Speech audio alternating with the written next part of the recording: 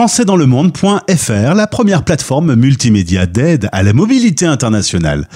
Bienvenue sur notre podcast, je suis Gauthier Saïs et j'ai le plaisir de passer 10 minutes avec Rachel Deméo. C'est notre grande série sur le retour en France. 10 minutes, le podcast des Français dans le monde. françaisdanslemonde.fr. Et je suis content de retrouver Rachel Deméo pour cette saga à suivre sur françaisdanslemonde.fr. Bonjour Rachel. Bonjour Gauthier, bonjour tout le monde, ça fait plaisir de vous voir et puis aussi de pouvoir être en communication avec vous et de continuer cette série. Alors on rappelle un peu à nos auditeurs, vous avez passé en famille 20 ans aux USA, plutôt au soleil sur la partie californienne. Vous avez décidé de revenir en France, vous avez acheté une maison dans le sud de la France. L'épisode 1, c'est le podcast numéro 2076, si vous voulez le réécouter. On a parlé des enfants, de la cantine, du programme scolaire, des assez grandes différences au niveau de l'éducation. Et t'étais plutôt sur, on avait donné 1 point à la France versus 0 aux USA, voilà. Sur le système éducatif en tout cas. Oui, c'était bien ça. Aujourd'hui, on va s'intéresser aux relations humaines, mais juste avant, un grand moment dans la vie de la famille, le conteneur avec toutes vos affaires, qui est parti le 15 décembre dernier de Californie, est enfin arrivé avec un léger retard. C'est bien ça, il a été retardé quand même 3 fois. Il devait arriver à la base fin janvier, donc on pensait un mois. Il nous avait dit 1 mois et demi. Puis après, ça est retardé une 2e fois. Et puis là, enfin, on l'a reçu mardi. Donc, ça faisait déjà plus de 2 mois qu'on n'avait pas nos affaires. Donc, on a eu beaucoup de chance qu'on nous avait prêté des matelas gonflables, de la vaisselle, des trucs vraiment pour pouvoir, entre guillemets, survivre pendant que nos affaires arrivaient tranquillement. Donc, le voilà. Maintenant, il faut le déballer, il faut tout ranger dans la maison. Exactement. Mais les enfants ont retrouvé leurs jeux, tout ça. Ah oui. Ils étaient bien contents. Là, en plus, il y a un pump track pas très loin, donc ils sont contents. Ils ont les trottinettes, les vélos, les skateboards. Ils sont assez contents. Vous voilà maintenant en France. Vous commencez à retrouver le rythme, un tout petit peu, le rythme français. Une journée, concrètement, une journée américaine et une journée française, c'est pas la même chose ? En termes de travail, non. Ça, c'est certain. Je veux dire, en tout cas, moi, je sais que mes heures, on peut changer dans un certain sens. Je bosse quand les enfants sont à l'école ou qu'ils dorment. Bon, ça, c'était un peu le cas avant aussi. Maintenant, vu que j'ai quand même des réunions heure californienne, j'ai parfois des réunions à 2h du matin. Donc, généralement, les petits vont à l'école le matin. Je trie tous mes mails, je réponds aux mails comme ça, tout le monde. Californienne, eux, ils les ont. Ils reçoivent les mails, c'est le soir pour eux, mais bon. Et puis après, je peux faire une petite pause pour faire mon ménage, la cuisine, mes petites courses que j'ai besoin. Je reprends le travail et puis après le soir, souvent, après qu'ils sont couchés, à partir de 21h, je reprends. D'ailleurs, ce soir, j'ai une réunion à 21h. Donc, c'est souvent le cas où j'ai des réunions tard le soir, parfois en plein milieu de la nuit, mais j'essaie de me limiter à 1-2 fois par semaine pour les avoir à 2-3 heures du matin parce que ça pique un peu quand même. On rappelle que tu travailles pour une association Flamme à San Diego, donc forcément, il y a ce décalage horaire qui vient s'imposer dans ton rythme. Les enfants ont, eux, 11 et 13 ans.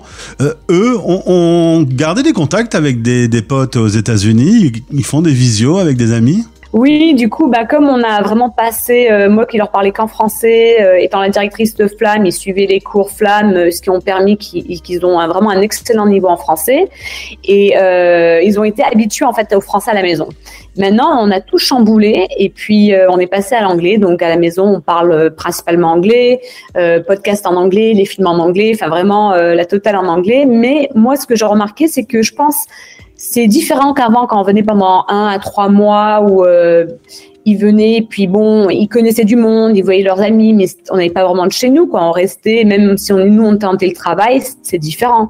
Donc ils n'avaient pas ce sens de désir d'intégration. Là, la grosse différence que je remarque avec les séjours qu'on a eu pendant 10 ans, de 1 à 3 mois chaque année, même nous étant en télétravail, eux qui finissaient l'année scolaire ici, avant, c'était vraiment qu'ils habitaient aux États-Unis. Maintenant, ils ont un désir flagrant de cette intégration au point où je vois qu'ils essaient de se prouver un petit peu dans ce sens-là. Donc, Ça, c'est une différence. Après, oui, pour répondre à ta question, ils maintiennent leur relation aux États-Unis avec le décalage horaire. Parfois, c'est des petits messages, un message vocal comme ça qui vont se faire, où ils vont voir quand ils peuvent se faire des audios. Et puis aussi, les jeux vidéo leur permettent de pouvoir échanger avec leurs amis aux États-Unis. Avec ce même problème de décalage horaire, du coup, ils doivent jouer à des heures un peu bizarres. Bah oui, souvent c'est les week-ends. Si eux ils jouent le matin, ou si par exemple eux ils jouent le soir, aux États-Unis c'est le matin. Donc bon, après on essaie de s'adapter en fonction, mais bon, ils veulent quand même garder ce lien. Et puis pour nous c'est très important aussi. Alors justement, la thématique du jour, ce sont les relations humaines. On a des a priori dans les deux cas, les Français envers les Américains envers les Français. Par exemple, les Américains pensent quoi des Français ? Alors, je dirais que c'est surtout il y a une grosse différence entre les Américains qui voient des Français aux États-Unis, parce qu'il y a quand même énormément de Français qui sont expatriés aux États-Unis. Donc, il y a une grande différence avec ça comparé aux Américains qui vont en France. Et généralement, quand les Américains vont en France, où vont-ils ? À Paris. Ils vont à Paris, voilà. Et à Paris, on peut pas se faire une vision globale de la France en visitant la capitale et puis en ayant juste ça comme vision. Donc pour eux, souvent c'est les Français de façon globale sont mal polis, les Français sont pressés, et du coup moi je suis là entre guillemets pour leur rappeler que bon, c'est quand même une grande ville, qu'il y a beaucoup d'habitants, que oui, ils sont pressés, ils vont au travail, ils sont pas en vacances, et bon voilà. Mais parfois c'est un peu leur vision initiale des choses. Et puis quand on leur explique, moi j'explique un peu des différences culturelles, ça commence un petit peu à faire effet, et puis ils disent « Ah oui, c'est vrai, j'ai pas pensé à ça ». Du coup, toi maintenant que tu es dans le sud de la France, après avoir vécu 20 ans aux États-Unis, on te prend pour une Américaine ou on te prend pour une Française quand tu fais tes courses ? Alors, je sais pas l'apparence, mais quand je parle, on pense toujours, que j'ai toujours été ici, et bon, c'est surtout quand je suis avec un mari américain que là, je pense, c'est quand on parle en anglais ensemble, il se pose des questions, mais non, sinon on me dit pas à moi, on me pose pas la question à moi. Ça se voit pas. Tu voulais nous parler de l'esprit communautaire qui est différent entre les deux pays ? Oui, donc en termes de relations humaines et puis juste vraiment les personnes dans chaque pays, j'ai vraiment souligné 4 différences que je trouve qui sont assez grandes. La première, c'est que ce que j'appelle la relation des connaissances, les premiers abords avec une personne sont vraiment très différents. Aux États-Unis, par exemple, les relations, je trouve que c'est vraiment les relations, ça va être plus amical à premier abord. Donc, tu connais pas quelqu'un, c'est « Oh, how are you doing ?» Ils sont très... t'as l'impression de les avoir toujours connus, ils sont hyper contents de te voir, mais ils te connaissent pas. Tu te dis, mais ils vont sortir le tapis rouge ou quoi là ? Ils savent même pas qui je suis. Donc ça, c'est un peu une grosse différence comparé en France où c'est limite le contraire, où on s'en fout.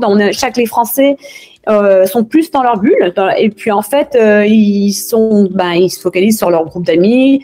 Puis en fait ça prend un peu plus longtemps pour voir ce côté-là chez les gens. Au contraire, ils vont peut-être un peu plus fermés, un peu plus froids à premier abord. Mais à long terme, c'est un peu le contraire. C'est-à-dire que après, je sais que dans le sud de la France déjà, c'est une grosse différence. Donc, mais là encore, je dirais que même du sud de la Californie au sud de la France, il y a aussi cette différence-là.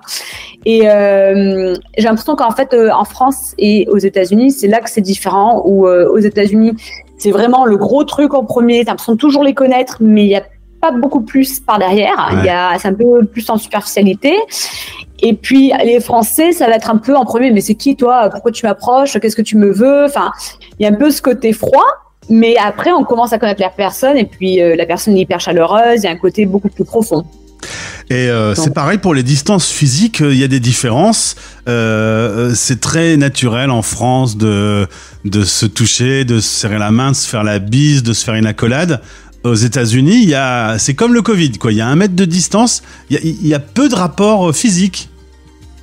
Donc oui, les distances, ça c'est un truc que j'ai souligné, c'est vraiment la distance physique entre les individus. Donc même mon mari me l'a fait remarquer, bon on le savait, parce que bon lui il venait chaque année, donc c'était pas nouveau, mais c'est vrai que c'est plus marqué maintenant. Dans le sens que aux États-Unis, bon, même si eux ils vont se faire des hugs, ils vont se faire des câlins et tout ça, les gens, même les gens qui connaissent, ils vont toujours physiquement avoir, en fait, ce qu'ils appellent arm's length apart. Donc, l'équivalence d'un bras qui sépare toi et une personne. Et en fait, c'est comme personne n'en parle, hein, mais c'est une règle non dite de même les personnes avec qui on est très proche avoir quand même cette distance. Alors qu'entre Français, et je dirais encore plus dans le sud de la France, on peut être mais très très proche, mais très très très très proche. Et puis c'est normal, c'est pas gênant, c'est pas quelque chose qui gêne les gens.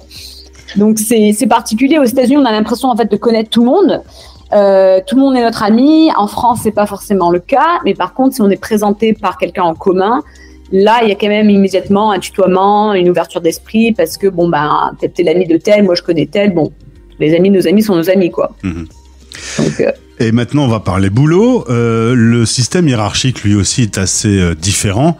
Là, tu as vite constaté qu'on avait deux approches différentes de fonctionner dans le travail ?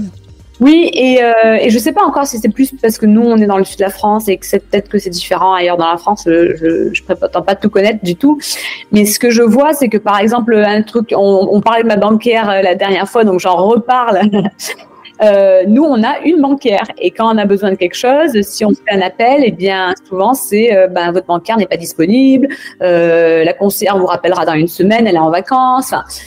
Et des fois, je me dis, mais il n'y a pas quelqu'un d'autre avec qui on peut parler. Enfin, on veut commander un chéquier. Enfin, c'est pas très compliqué, je veux dire.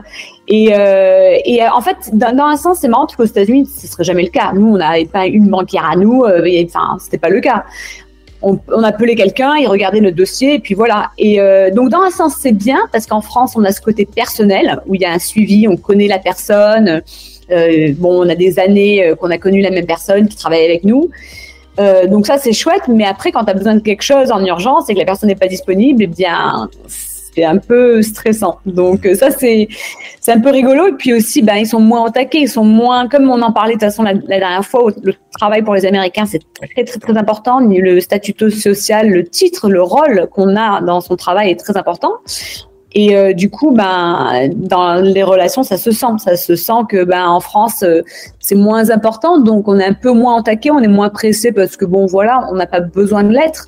Et aux États-Unis, on a tellement peur qu'on nous voit différemment que du coup, on n'est pas ce statut d'être un bon travailleur entre guillemets, que du coup, on va vite répondre aux mails, on va vite rappeler la personne. Donc ça, c'est quelque chose qui est différent également. Si je résume, Rachel, tu me diras si j'ai plutôt raison, on a l'impression que c'est plus chaleureux, mais peut-être plus superficiel, les relations humaines aux États-Unis, alors qu'en France, il faut convaincre, mais une fois que c'est fait, c'est peut-être plus réel, plus vrai. Oui, je pense, et puis je dirais encore plus aux États-Unis, nous on est plus marqué nord-sud en France, et aux États-Unis c'est côte est, côte ouest.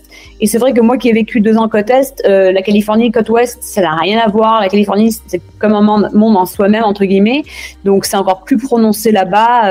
Et puis il y a une dernière différence que j'ai bien remarqué justement à cause de là quand on a eu le conteneur qui était retardé, c'est l'esprit communautaire. L'esprit communautaire est beaucoup plus marqué aux États-Unis. Donc en France, aux États-Unis, il y a l'esprit communautaire dans le sens, tu fais partie d'une équipe de sport, ton fils fait partie d'une autre équipe de sport, on sent qu'il y a cette communauté pendant les matchs, donc où ils sont vraiment à fond.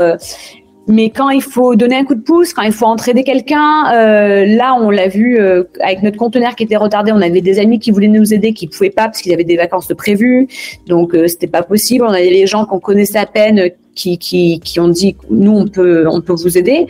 Et là on a vu, en plus là on a intégré une église évangélique, une église chrétienne qui nous a vraiment vraiment soutenus quand on a annoncé que on n'avait pas les gens qu'on nous avait espéré parce qu'ils n'étaient pas disponibles. De suite, l'esprit communautaire, le groupe de jeunes qui est venu nous aider. Nous, mardi matin, à 9h, on a dit on a 2 heures pour décharger ce camion, sinon on est facturé 110 € de l'heure.